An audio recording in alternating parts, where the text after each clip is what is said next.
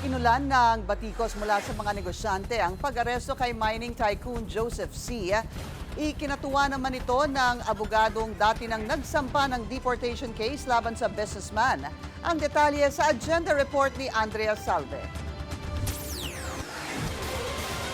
Immediate release ang panawagan ng Philippine Nickel Industry Association para kay Global Ferro-Nickel Holdings Incorporated Chairman Joseph C. Inaresto siya ng Bureau of Immigration noong Huwebes dahil sa umano'y pamimeke ng kanyang pagiging Pilipino ala Alice Guo. Maliban sa natanggap na intelligence information, ayon sa BI, nagmatch din daw ang fingerprint ng mining tycoon sa Chinese national na si Chan Zhongzhen. Sa isang pahayag ngayong araw, iginiit ng PNIA na Pilipino si C at ito raw ay suportado ng nauna ng rulings ng immigration nang humarap din ito sa deportation complaint 10 taon na ang nakalilipas. Grave injustice at paglabag sa due process daw ang patuloy na pagkakadetine ni C nang walang legal na basihan at mere suspicion lang. Eksklusibong nakapanayam ng Billionaire News Channel ang abogadong kumatawan sa complainant ng deportation case laban kay C noon. Para kay Attorney Argel Joseph Kabatbat, malaking development ang pagkakahuli sa negosyante. Sobrang laki kasi nga siya yung isa sa pinakamalaking mining company sa Pilipinas. Tapos, hindi pala siya totoong Pilipino. We have nothing against the Chinese people na gusto nang dito manirahan, maging Pilipino. Meron naman talaga tayong proseso niyan, yung naturalization. So, kung dinaan lang niya sa legal yan, yung pag-naturalize sa kanya, walang problema.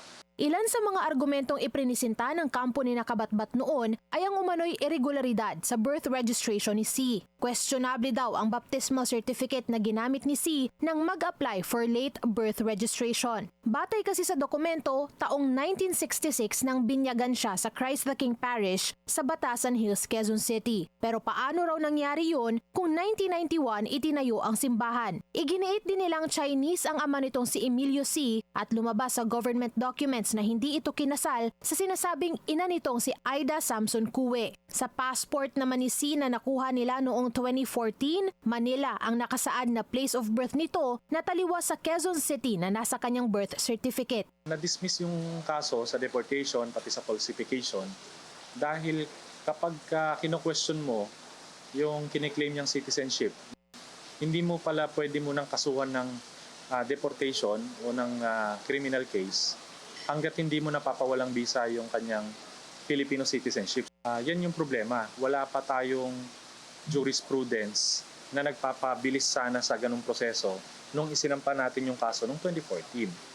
Sa gitna nito, inungkat din ni Senator Risa Ontiveros ang pagiging miyembro ni C sa auxiliary ng Philippine Coast Guard. Anya, bagaman non-government ang PCGA, nakakaalarma ito lalo't usapin pa rin ito ng national security. Wala pang pahayag ang PCG tungkol sa issue. Para sa agenda, Andrea Salve, Billionaire News Channel.